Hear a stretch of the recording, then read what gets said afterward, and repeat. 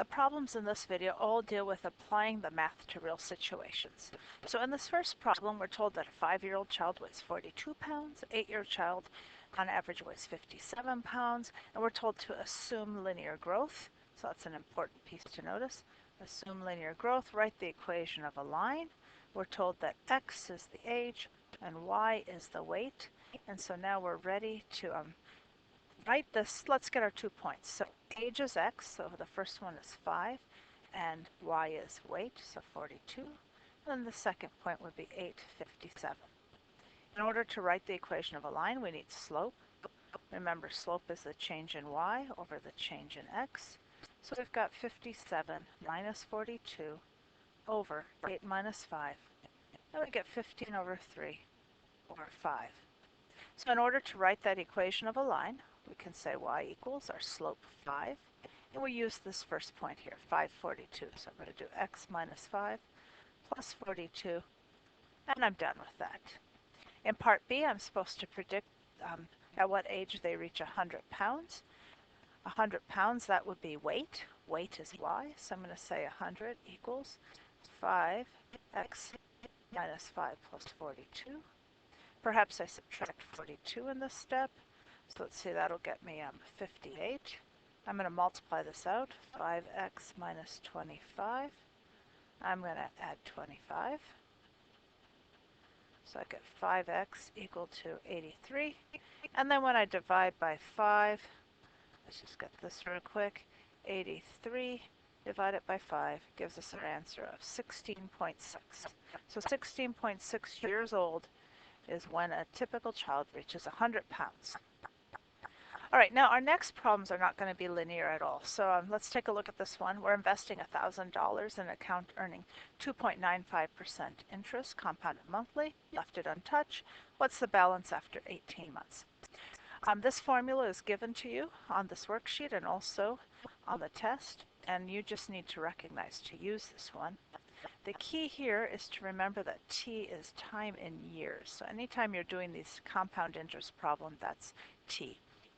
So to find our amount, we take $1,000, our interest rate, 0.0295, compound it monthly, so that's divided by 12, and we have 12 times, okay, 18 months is 1.5 years, because 18 months is 1 year, 6 months, right?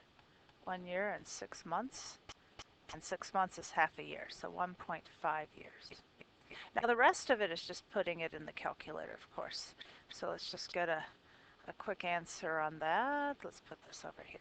So I've got 1,000, parenthesis, 1 plus 0.0295, divide that by 12. And we raise that to, and in parentheses again, 12 times 1.5. And enter, and there it is. We have 1,045. I didn't look at that quick enough. Let's see, 1,045 and 18 cents. All right, let's look at our next problem. So this time we're investing 5,000 in an account that compounds annually, so that's just once a year, and we want to find out how long it takes to make our money. Not how long, but if we want to double our money in 8 years, what's the interest rate we need? All right, so we're still working with the same formula, but we're going to be putting in numbers in some different places. We're starting with $5,000. Got 1 plus, and our R is what we're trying to find. So I'm going to write R over.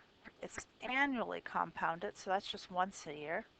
N is 1. We're doing this for 8 years, so there's our 8. Now I'm trying to find R, so I need a number over here, and then I remember I was doubling my money. If I start with 5,000, I end up with 10,000. All right, so our first step is to divide both sides by 5,000.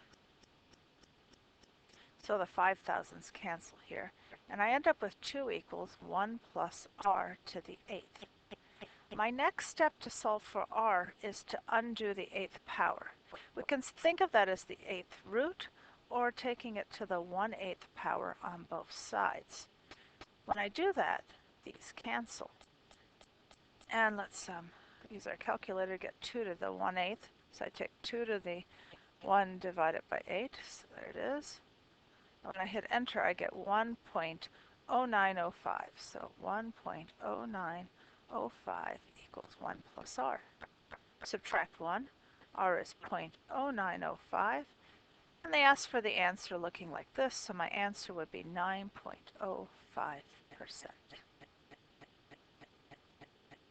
All right, our last application problem is a half-life problem. And we're told our half-life is 30 days, and we start with 800 milligrams. You might start with a chart like this. So this could be our day, and this could be our amount. And so we know that on day 0, we had 800, and on day 30, we'd be down to half of that, 400. And we're trying to find the answer somewhere in here, day 10. Now this chart isn't going to give us the answer, but it does tell us the answers between 400 and 800. Now in this problem, we're going to use this formula. It's just like the PERT formula, but often when we do half-life, instead of R for interest rate, we use K for our growth rate. It's the same formula, and it's on the formulas offered to you. All right, so I'm starting with 800 milligrams. That goes right there. E is a number. I'm just going to write it down. I don't know K, but I know that in 30 days I have half left. Remember, we plugged in 30. If I go 30 days, I'm left with 400. So this is the first step. I need to figure out K. So next I divide by 800. When I do that, I get 0.5 equals e to the 30k. I'm trying to solve for the exponent, and there's an e there, and I remember, oh yeah, natural log undoes e. So now I'm going to do the natural log of 0.5, and that's going to end up equaling, I'll take an extra step here, the natural log of e to the 30k. Well, natural log and e cancel each other out, so I get 30k equal to the natural log of 0.5, and k equals whatever my calculator tells me here. Let's do this. Natural log of 0.5, don't forget to close your parentheses, divide it by 30.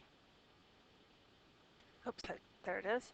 Negative 0.0231. That's my k. Now I haven't answered the question yet because it didn't ask for k. It asks how much is left after 10 days. So I start with this formula again. I start it with 800 e. I know my k now, negative 0.0231, and my number of days is 10. So now I just plug it in my formula, or my calculator rather.